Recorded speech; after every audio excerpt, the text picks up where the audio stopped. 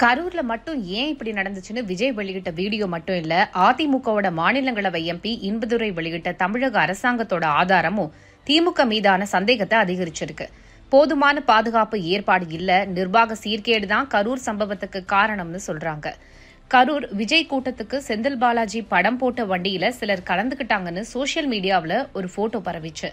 தினமலர் பத்திரிகை வெளியிட்ட take diversion அப்படிங்கிற செய்தியும் மக்கள் மத்தியில செந்தில் பாலாஜிக்கு எதிரான பார்வையை உருவாக்கிச்சு.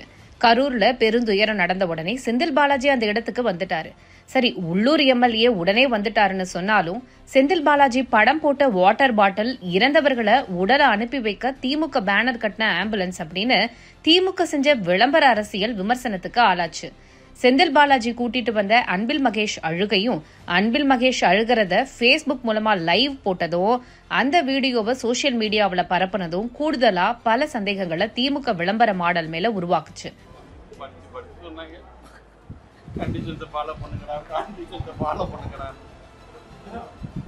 இப்போ கூட்டம் நடந்த கரூர் வேலுசாமிபுரம் எந்த விதத்திலையும் கட்சி கூட்டத்துக்கு அனுமதி இல்லைன்னு தமிழக அரசு, அதாவது திமுக தலைவர் ஸ்டாலின் தலைமையிலான காவல்துறையே கொடுத்த கடிதம் வெளியாகியிருக்கு.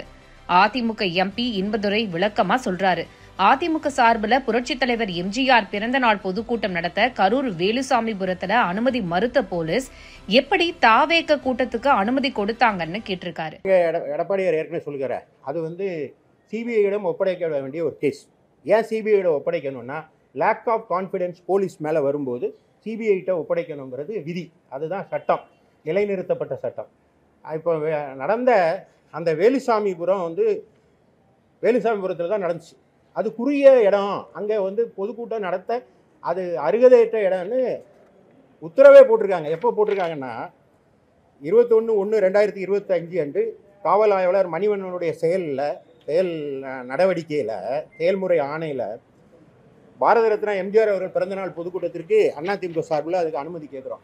அதில் 2வது பாயிண்டாக அவர் சொல்லுகிறார், தாங்கள் பொதுக்கூட்டம் நடத்த அனுமதி கேட்ட வேலுசாமிபுரம் அதிக அளவில் மக்கள் போக்குவரத்து மிகுந்த பகுதி என்பதாலும் குறுகிய சாலை என்பதாலும் கூட்டம் கூடும்போது 2 பக்கம் சாலையை மறைக்கும் சூழ்நிலை ஏற்படும் அப்படின்னு சொன்ன அரசாங்கம் வேலுசாமிபுரத்தை கொடுத்தா அப்புறம் அங்கே இது நடக்காமல் என்ன செய்யும்?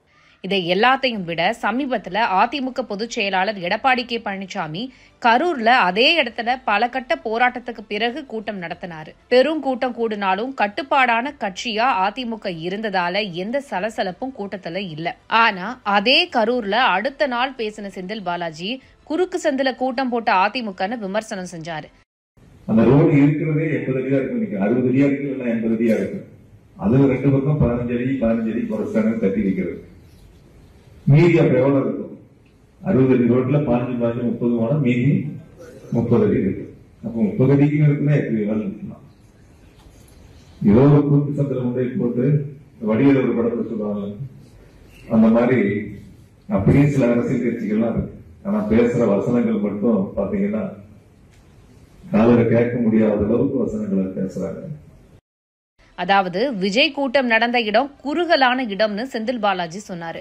அப்படின்னா தெரிஞ்சேதான் விஜய் கட்சி கூட்டத்துக்கு திமுக அரசு அனுமதி கொடுத்திருக்காங்க.